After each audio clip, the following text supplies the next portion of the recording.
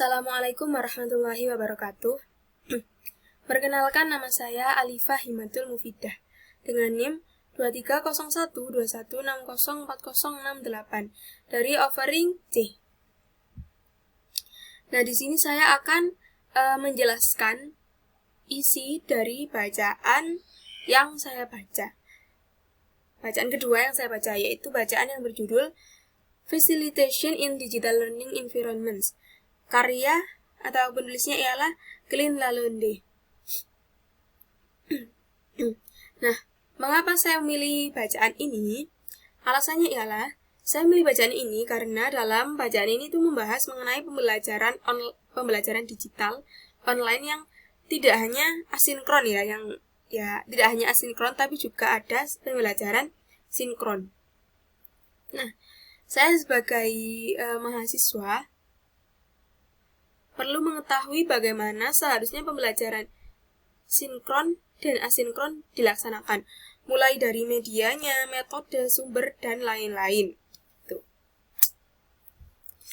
Kemudian, apa saja poin penting dari bacaan yang saya baca? Nah, di sini itu membahas mengenai digital learning, mengenai pembelajaran digital.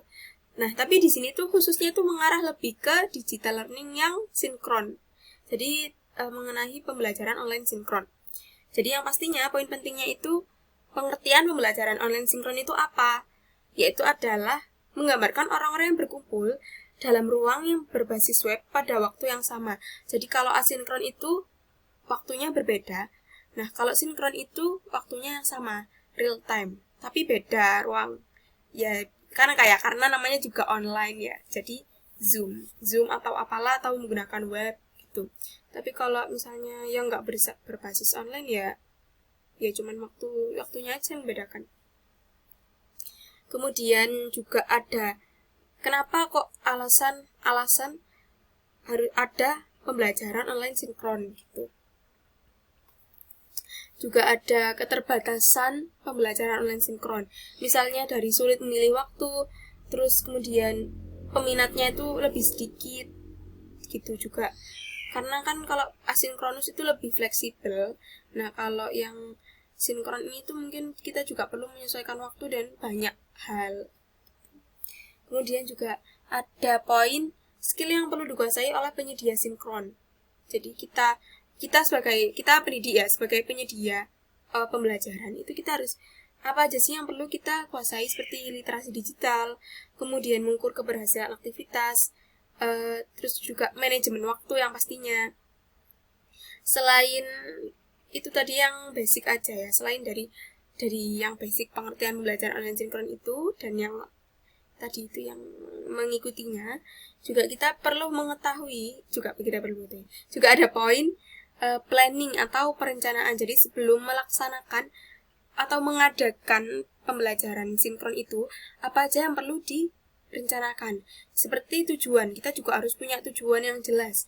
Misalnya untuk diskusi atau tanya jawab, atau pembelajaran sinkron ini tuh untuk demonstrasi gitu ya misalnya, atau mungkin untuk mempraktekkan ini, mempraktekkan itu, seperti itu.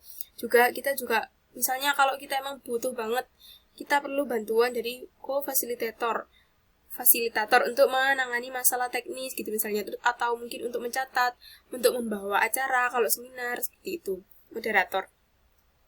Kemudian ada target atau pesertanya, kita juga harus menentukan target dan peserta. Misalnya berapa banyak, kemudian apa sih kebutuhan mereka, juga poin-poin misalnya hasilnya itu apa yang diharapkan. Kita juga perlu mengenali dan memperhatikan alat yang kita gunakan, yang mereka gunakan gitu. Setelah dari perencanaan tadi itu ada designing, perancangan, ada poin perancangan. Itu ketika kita merancang itu harus selaras dengan tujuan, terus juga harus menggunakan rencana pembelajaran. Jadi tidak hanya ngasal. Jadi misal kita itu pembukaannya itu jam 7, kemudian isi materinya jam 7.30, itu semua juga harus jelas gitu.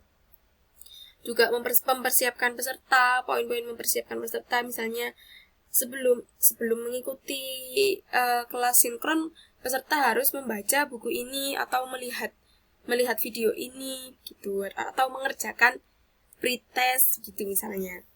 Nah, juga ada poin di sini tuh poin memfasilitasi pembelajaran online sinkron. Dari mulai sesi persiapan itu kita juga yang apalagi kita sebagai penyedianya, kita harus datang lebih awal, menyiapkan lingkungan, alat dan bahan, memeriksa secara teknis gitu ya. Kalau misalnya secara itu juga, ini juga bukan hanya penyedia ya, tapi mungkin kalau ini juga co-fasilitator juga harus lebih awal. Juga kita ada poin-poin sesi pembukaan, pembelajaran aktif dan partisipatif. Kemudian ada perlengkapan online, sumber daya visualnya juga perlu kita perhatikan. Terus ada sesi penutupan misal dari kesimpulan, ringkasan materi juga perlu diperhatikan. Nah, dari bacaan ini juga ada poin tindak lanjut. Tindak lanjut maksudnya itu penutupan ya, maksudnya akhir dari selesainya pelajaran online sinkron. Itu kadang kan juga kita tuh mengirim link hasil diskusi gitu, atau mungkin nanti ada post test gitu, dokumen PPT dan lain-lain. Nah, dalam keseharian itu apa aja sih poin uraian yang relate dengan keseharian?